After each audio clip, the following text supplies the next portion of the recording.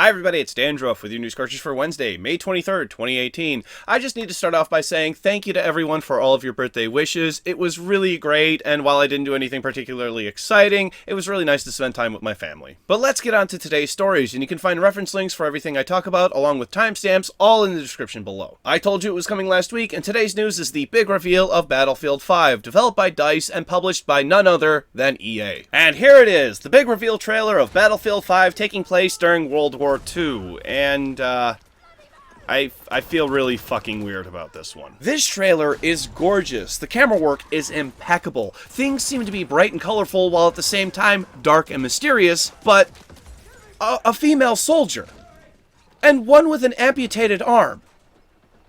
Do they know when World War II was? They know that women did not openly serve on the front lines, right? And I'm not being sexist. I believe that women should have any role in the military that they wish, including operating heavy artillery and driving tanks.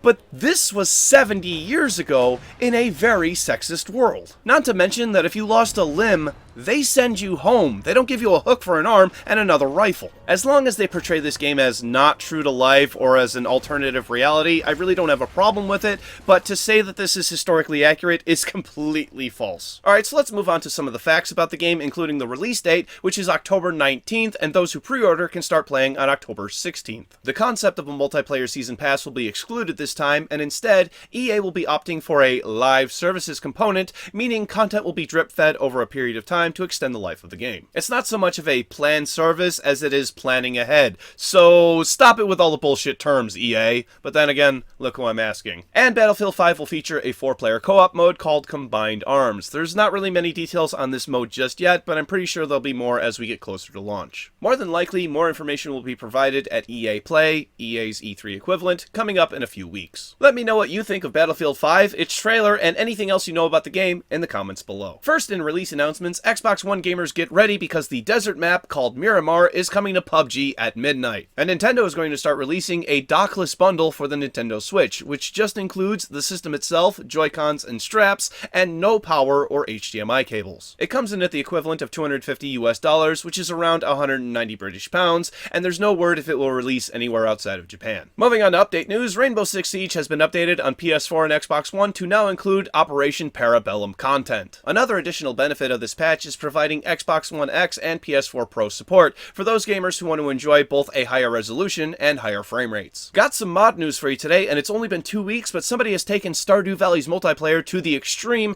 and opened up the limit of 4 players to as many as you want. It's available over on Nexus Mods if you're interested, and there's a direct link for it down below. Get ready for the next Pokemon Go Community Day event because it stars the incredibly powerful Pokemon, Larvitar. Now yes, Larvitar is really cute, but eventually he evolves into a Tyranitar, a rock and dark type Pokemon, and is extremely resilient. Be sure to catch as many as you can on Thursday, June 7th. This next one all but confirms a couple of year-old rumors, as Nintendo has filed a trademark for something new and Nintendo 64 related. Everything is nearly identical to when they filed for the Mini NES Classic and the Mini SNES Classic, including the games, controllers, and system, so this pretty much says a Mini N64 Classic will be releasing at some point. Let me know what Nintendo 64 games you want to see other than Ocarina of Time and GoldenEye. Those are a given and have to be there, otherwise nobody should buy the damn thing. Then again, Microsoft owns Rare now, so I guess we'll have to see. Speaking of old systems, here we have an article of an interview with the CEO of Sony's PlayStation division, John Codera, saying the PS4 is starting to enter its final phase of life as we speak. Though he also says we have 3 more years of the PS4 remaining, so that is one hell of a final phase for a piece of computer hardware. But regardless of how long that final phase is, Sony is thinking ahead to make sure they maintain the market share they gained during this generation. From what it sounds like, they're more or less going to do the same things that they've been doing this generation, but with a bigger focus on delivering digital content. But don't worry, it doesn't sound like physical games are going away at any time soon,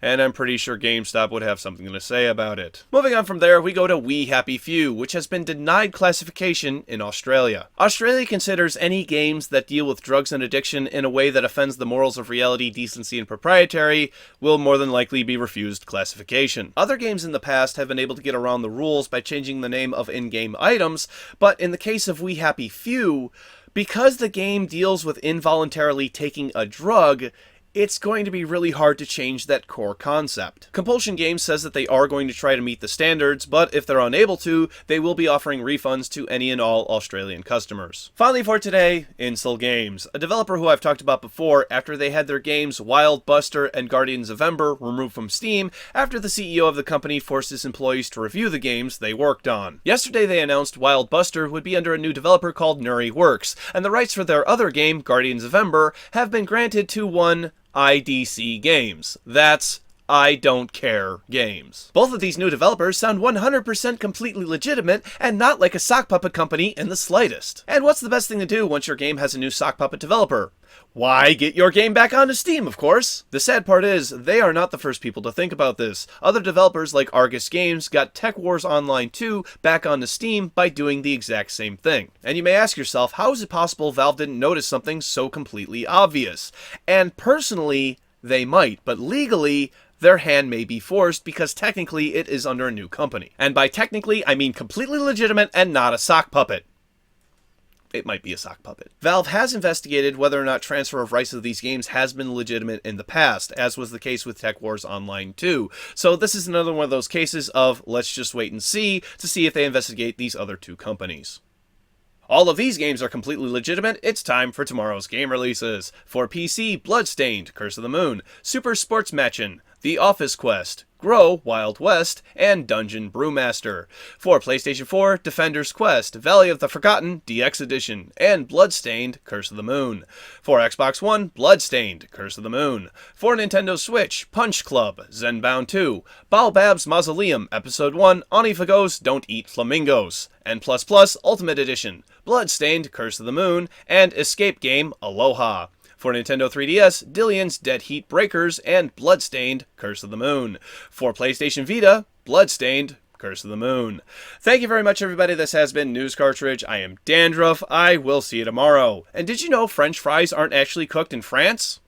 They're cooked in Greece. Does this mean that freedom fries are cooked in bald eagles? Click up here to watch the bonus episode for today's show. Click down here to watch Monday's episode, which is about Jagex threatening to sue the makers of a third-party RuneScape client. And click over here to subscribe to my wonderful, wonderful channel. Thank you. See you tomorrow. Bye-bye.